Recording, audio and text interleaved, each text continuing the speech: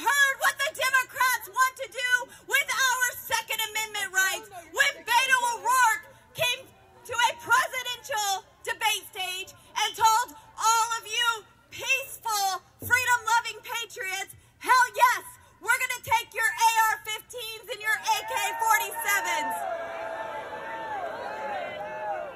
I said a little more than that. At his presidential rally in Aurora, Colorado, I drove down there with my Glock on my hip.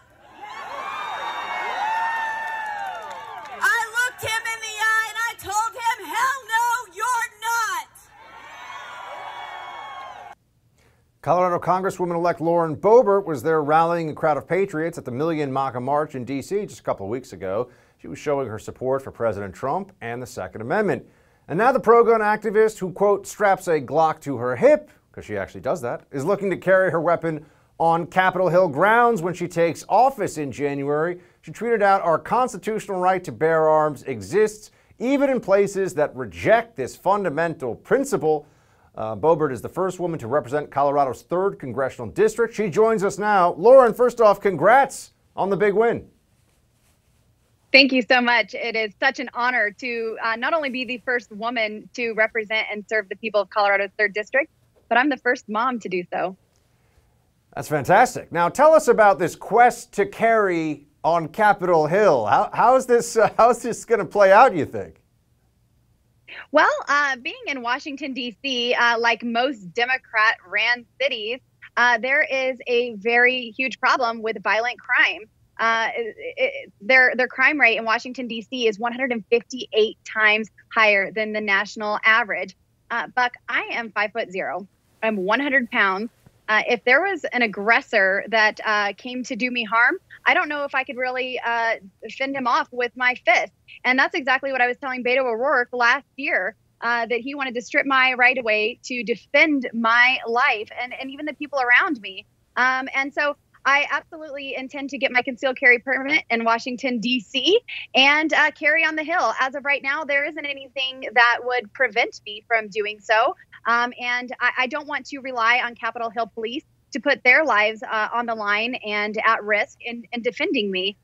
So also, I'll be walking to work and from work each day that I'm there. And I'm not going to have Capitol Hill police escorts while I do that.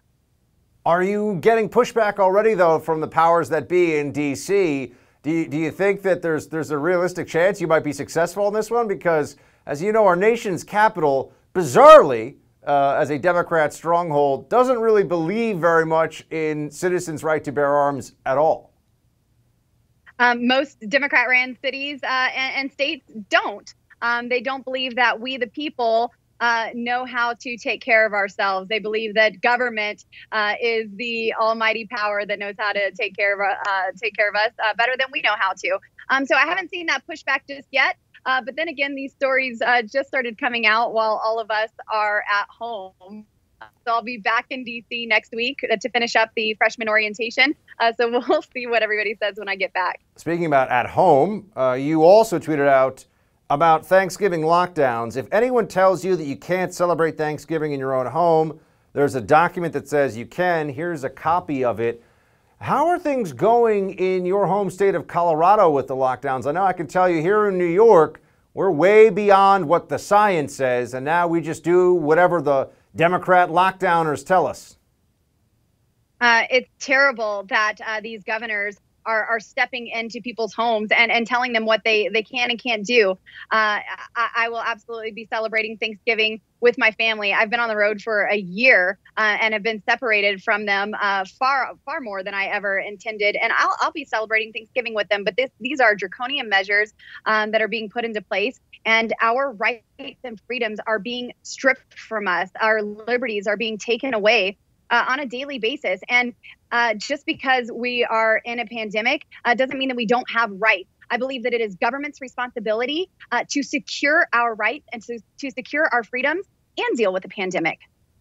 You know, you're part of what will be 141 women in the 2021 Congress when it gets going here. At least 36 of them are GOP members. So we're seeing more female representation in the GOP ranks. What are you going to be trying to do once you take on this role? I know you're going to be in the minority, although we did pick up GOP Senate seats, House seats this time around. What are you hoping to accomplish in your first 2 years? Well, I think a lot of us are here to stop the socialist agenda that's being promoted. And there's something brewing in America. And that's why we're seeing so many women on the GOP side who have stepped up to do their part to serve their country. We've been watching. We have been listening. And there have been a few women in particular over the past 2 years that we've heard a lot from. And individually, women all across this nation started saying, they don't represent me. These women in the squad don't represent me, the country I know and love, and the America that I'm raising my children to send out into. So I think a lot of us are there to stop that socialist agenda, especially us being in the minority. There is a little bit of hope with them having such a slim majority that we could reach across the aisle and get something accomplished for the good of the American people. But if it grows government and costs the American people more, I'm a no.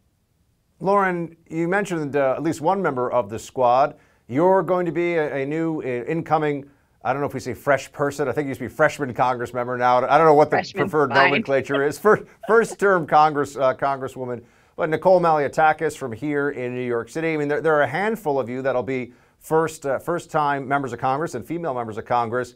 What are the chances you create a constitutional squad, if you will, an answer to the socialists?